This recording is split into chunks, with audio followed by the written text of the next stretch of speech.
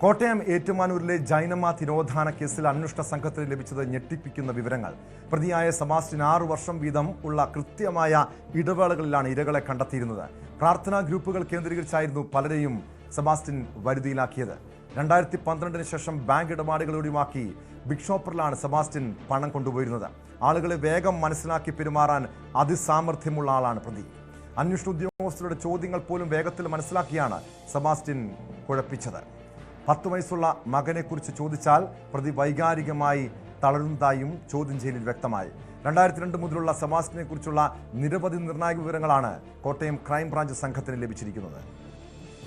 വിവരങ്ങളുമായി ജി ശ്രീജിത്തും ശരണ്യ സ്നേഹജനും ചേരുന്നുണ്ട്. ആദ്യം ശ്രീജിത്തിലേക്കാണ്. ശ്രീജിത്ത്, 7 ദിവസത്തെ കസ്റ്റഡിയാണ് ക്രൈംബ്രാഞ്ചിന് ഈ പ്രതിയെ ലഭിച്ചിരിക്കുന്നത്. 7 ദിവസത്തെ കസ്റ്റഡിയിൽ ലഭിച്ചിട്ടുണ്ട്. വളരെ നിർണായകമായിട്ടുള്ള ഒരു ഘട്ടത്തിലേക്ക് ഒരുപക്ഷെ അന്വേഷണ സംഘം കടക്കുമായിരിക്കും. ഈ സെബാസ്റ്റ്യൻ്റെ വീട്ടിൽ നിന്നും രാഷ്ട്രീയഗുണം കണ്ടെത്തിയിട്ടുണ്ട്. കൂടുതൽ പേരെ കൊലപ്പെടുത്തിയിട്ടുണ്ടെന്ന് കണ്ടെത്തണമെങ്കിൽ കൂടുതൽ സ്ഥലങ്ങളിൽ തെരച്ചിൽ നടത്തണം. പക്ഷേ ഇപ്പോഴത്തെ ഈ ചോദ്യം ചെയ്യലിൽ എന്തൊക്കെ നിർണായകമായിട്ടുള്ള വിവരങ്ങളാണ് അന്വേഷണ സംഘത്തിന് ലഭിച്ചിരിക്കുന്നത് ശ്രീജിത്ത്?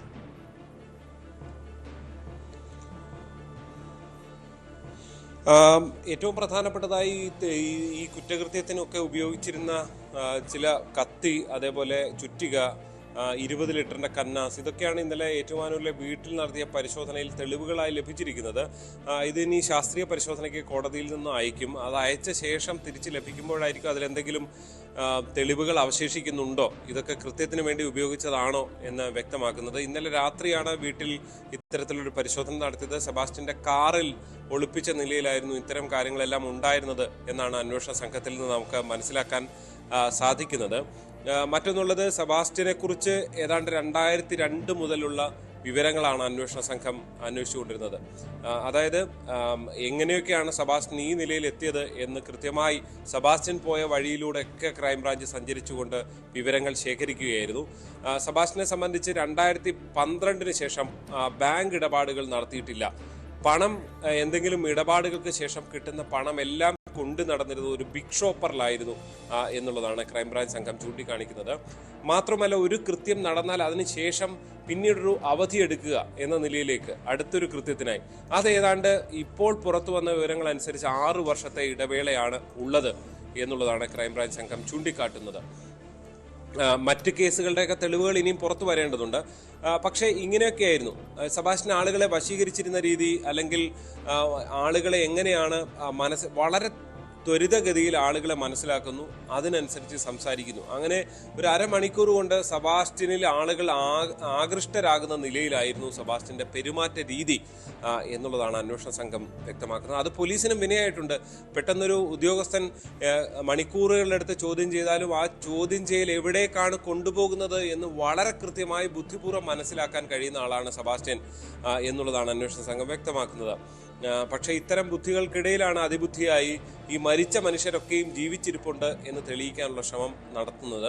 അത് ഏറ്റവും ഒടുവിൽ ജൈനമ്മ കേസിലും ഉണ്ടായി. അതാണ് മേലുകാവിൽ നിന്ന് ഫോൺ കോൾ വിളിക്കുകയും ഒരു മിസ് കോൾ ഈ കുടുംബത്തിന്റെ വീട്ടിലേക്ക് വരുന്ന സാഹചര്യം ഉണ്ടായത്. തൊട്ടു പിന്നാലെ ഈ ഫോണുമായി നടന്ന ഈരാറ്റുപേട്ടയിൽ ചാർജ് ചെയ്യാനെത്തിയപ്പോഴാണ് CCTVയിൽ പെടുന്നത്. അങ്ങനെ ഏറ്റവും ഒടുവിൽ നടന്ന കേസ് എന്നുള്ള നിലയിൽ ജൈനമ്മ കേസിൽ നിരവധി തെളിവുകൾ ഇതിനകം തന്നെ ക്രൈംബ്രാഞ്ചിന് ലഭിച്ചിട്ടുണ്ട് എന്നുള്ളതാണ് അന്വേഷണ സംഘം വ്യക്തമാക്കുന്നത്. എന്തായാലും വീണ്ടും ചോദ്യം ചെയ്യൽ തുടരുകയാണ്. ഈ മാസം 13 വരെയാണ് കസ്റ്റഡി കാലാവധി ഉള്ളത്. ഇതിനിടയിൽ തന്നെ DNA പരിശോധന ഫലം വരുമെന്ന പ്രതീക്ഷയാണ് അന്വേഷണ സംഘത്തിനുള്ളത്. അതിനനുസരിച്ചായിരിക്കും കേസിന്റെ ഗതി ഉണ്ടാകുക. ജൈനമ്മയുടേതാണോ അതോ ഒന്നിലധികം ആളുകളുടെ അസ്ഥികഷ്ണങ്ങളാണോ ഈ ഉള്ളത്, ഇതെല്ലാം ഇനിയും കണ്ടെത്തേണ്ടതാണ്. അതിന് ഈ ശാസ്ത്രീയ പരിശോധന ഫലമാണ് പ്രധാനം.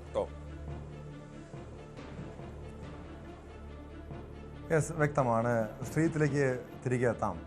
ശരണ്യ സ്നേഹജൻ കൂടി ചേരുന്നുണ്ട്. ശരണ്യ, ഇപ്പോൾ സെബാസ്റ്റ്യനെ വിശദമായി ചോദ്യം ചെയ്യുന്നു. വീണ്ടും ഇയാളെ പള്ളിപ്പുറത്തെ വീട്ടിൽ തെളിവെടുപ്പിന് എത്തിക്കുമോ? അവിടുത്തെ ഒരു പരിശോധന, കാരണം നേരത്തെ 4 സ്പോട്ടുകൾ റഡാർ സംവിധാനം ഉപയോഗിച്ചുള്ള പരിശോധനയിൽ 4 സ്പോട്ടുകൾ കണ്ടെത്തിയിരുന്നു. അവിടെ പരിശോധിച്ചെങ്കിലും ഒന്നും കണ്ടെത്താൻ കഴിഞ്ഞില്ല. അങ്ങനെയെങ്കിൽ ഇയാൾ എവിടെയാണ് ഈ ആളുകളെ കൊന്ന്, ഈ സ്ത്രീകളെ കൊന്ന് കുഴിച്ചു മൂടിയിട്ടുണ്ടെങ്കിൽ അതെവിടെയാണ് ആ തെളിവുകൾ നശിപ്പിച്ചത്, ഈ തെളിവുകളൊക്കെ കുഴിച്ചു മൂടിയത് എന്ന് കണ്ടെത്തണം. അതിൻ്റെ നീക്കങ്ങൾ ഉടൻ തന്നെ ഉണ്ടാകുമോ? ഇപ്പോൾ ആലപ്പുഴ ക്രൈംബ്രാഞ്ച് സംഘമാണ് പള്ളിപ്പുറത്തെ വീട് കേന്ദ്രീകരിച്ചുള്ള പരിശോധനകളിലേക്ക് പോകുന്നത്. അതിൽ തന്നെ പ്രധാനമായും ഈ കേസുകൾ വളരെ വെല്ലുവിളി ഉയർത്തുന്ന ഒന്നാണ് എന്നുള്ളതാണ് ആലപ്പുഴ സംഘത്തെ സംബന്ധിച്ചത്. കാരണം കാലപ്പഴക്കമേറിയ കേസുകളാണ്. തുടക്കത്തിൽ തന്നെ 2017 ബിന്ദു പത്മനാഭൻ കേസ് രജിസ്റ്റർ ചെയ്യുന്ന ഘട്ടം തന്നെ ബിന്ദുവിനെ കാണാതായി വർഷങ്ങൾക്ക് ശേഷം, ഏകദേശം 10 വർഷങ്ങൾക്ക് ശേഷമാണ് അങ്ങനെ ഒരു കേസ് രജിസ്റ്റർ ചെയ്യപ്പെടുന്നത്. അതുകൊണ്ട് തന്നെ ഈ തിരോധാന കേസുകളിലെല്ലാം തന്നെ കാലപ്പഴക്കം എന്നുള്ള ഒരു വലിയ പ്രശ്നമായി അന്വേഷണ സംഘത്തിന് മുന്നിൽ നിൽക്കുന്നു. മാത്രമല്ല ഈ കാര്യങ്ങളൊക്കെ, അതായത് ആയിഷ തിരോധാനമൊക്കെ പോലീസ് സ്റ്റേഷനിൽ രജിസ്റ്റർ ചെയ്യപ്പെട്ടിട്ടുണ്ടെങ്കിലും അതൊക്കെ അൺഡിറ്റക്റ്റഡ് എന്നുള്ള രീതിയിൽ ആ കേസുകളൊക്കെ കിടക്കുന്ന ഒരു അവസ്ഥയാണ്, ക്ലോസ് ചെയ്ത് വെച്ചിരിക്കുന്ന ഒരു അവസ്ഥയാണ്. കാര്യമായ അന്വേഷണങ്ങളൊന്നും തുടക്കത്തിൽ ഈ തിരോധാനങ്ങളുമായി ബന്ധപ്പെട്ട് നടന്നിട്ടില്ല എന്നുള്ളത് വളരെയധികം ശരിയാണ്. ഇന്നലെ ബിന്ദു പത്മനാഭന്റെ സഹോദരൻ സൂചിപ്പിച്ചതുപോലെ തന്നെ ആദ്യഘട്ടത്തിൽ തന്റെ ഒരു സ്ത്രീയെ കാണാതായ തിരോധാനവുമായി ബന്ധപ്പെട്ട് നടക്കേണ്ട അന്വേഷണം ചേർത്തല പോലീസിന്റെ ഭാഗത്തു നിന്ന് ഉണ്ടായില്ല എന്ന് അദ്ദേഹം തുറന്നു പറയുകയുണ്ടായി. കാരണം താൻ തന്റെ സഹോദരിയെ കാണാതാകുന്ന പശ്ചാത്തലത്തിൽ പരാതി നൽകുന്നത് തന്റെയും സഹോദരിയുടെ പേരിലുള്ള 3 ഏക്കറോളം ഭൂമി ഉൾപ്പെടെ തട്ടിയെടുത്തു എന്നുള്ള കാര്യങ്ങൾ ചൂണ്ടിക്കാട്ടിയാണ്. അപ്പോൾ ആ ബിന്ദുവിന് എന്ത് സംഭവിച്ചേക്കാം എന്നുള്ള തോന്നൽ ഉണ്ടാകുന്ന ഘട്ടത്തിൽ പോലും പോലീസ് അന്വേഷണം കാര്യക്ഷമമായി പോയില്ല എന്നുള്ള വലിയ ആക്ഷേപം നിലനിൽക്കുന്നുണ്ട്. ആ ആക്ഷേപങ്ങൾ ശരിവെക്കുന്നതാണ് പിന്നീട് വരുന്ന അന്വേഷണ സംഘം നേരിടുന്ന വെല്ലുവിളി അതാണ്.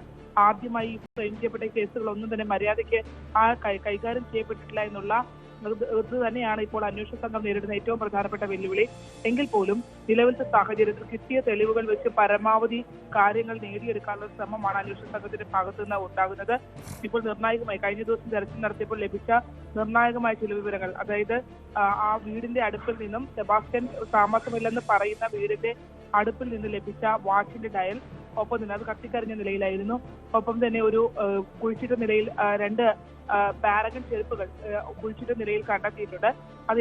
ഇതൊക്കെ കണ്ടെത്തുമ്പോഴും ഇത് എങ്ങനെയാണ് സംഭവിച്ചെന്ന ചോദ്യത്തിന് അറിയില്ല എന്നുള്ള ഒറ്റ മറുപടി പറഞ്ഞ് കുനിഞ്ഞ് താഴത്തേക്ക് നോക്കിയിരിക്കുന്ന, ചിരിച്ചുകൊണ്ടിരിക്കുന്ന സെബാസ്റ്റ്യനെ മാത്രമാണ് അന്വേഷണ സംഘം കണ്ടുകൊണ്ടിരിക്കുന്നത്. അയാളുടെ ആരോഗ്യ പ്രശ്നങ്ങൾ നടിച്ച് ഓരോ ഘട്ടത്തിലും അന്വേഷണ സംഘത്തിനെ പ്രതിരോധത്തിലാക്കിക്കൊണ്ടിരിക്കുകയാണ്.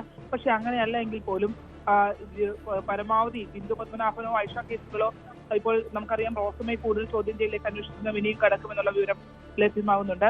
റോസമ്മയുടെ ഏറ്റവും സംശയാസ്പദമായുള്ള കോഴി ഫാം തുടങ്ങുന്നതിന് മുൻപ് സെബാസ്റ്റ്യനുമായി ചേർത്തല നഗരസഭയിലെത്തി അപേക്ഷ നൽകിയെന്നുള്ള വിവരങ്ങളൊക്കെ ഇപ്പോൾ ലഭ്യമായി തുടങ്ങിയിട്ടുണ്ട്. അത്തരത്തിൽ ചില നിർണായക വിവരങ്ങൾ കേസിൽ ലഭ്യമാകുന്നുണ്ടെങ്കിൽ പോലും ഇത് ചെയ്തു എന്ന് തെളിയിക്കുന്ന രീതിയിലേക്ക് കാര്യങ്ങൾ എത്തിക്കുന്നതിന് വേണ്ടി ഇനിയും കണ്ടെത്തലുകൾ പോലീസിന്റെ ഭാഗത്തുനിന്ന് ഉണ്ടാവേണ്ടതുണ്ട്.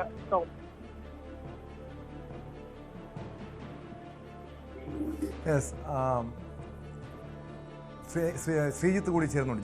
ശ്രീജിത്ത്, ഇവിടെ ഈ സെബാസ്റ്റ്യനെ വിശദമായി ചോദ്യം ചെയ്തപ്പോഴാണ് ഇയാൾ എങ്ങനെയാണ് സ്ത്രീകളെ തൻ്റെ വലയിലാക്കിയിരുന്നതെന്ന് സംബന്ധിച്ചുള്ള ചില വിവരങ്ങൾ അന്വേഷണ സംഘത്തിന് ലഭിച്ചത്.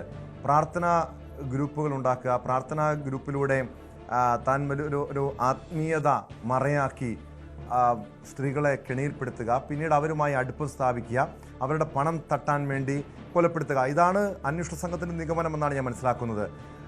അങ്ങനെയെങ്കിൽ ഈ 6 വർഷത്തെ ഇടവേളകളിൽ മാത്രമായിരിക്കുമോ ഈ കൊലപാതകം നടന്നത്? അതിനപ്പുറം കൂടുതൽ പേരെ ഈ സെബാസ്റ്റ്യൻ കൊലപ്പെടുത്താനുള്ള സാധ്യത അന്വേഷണ സംഘം കാണുന്നുണ്ടോ?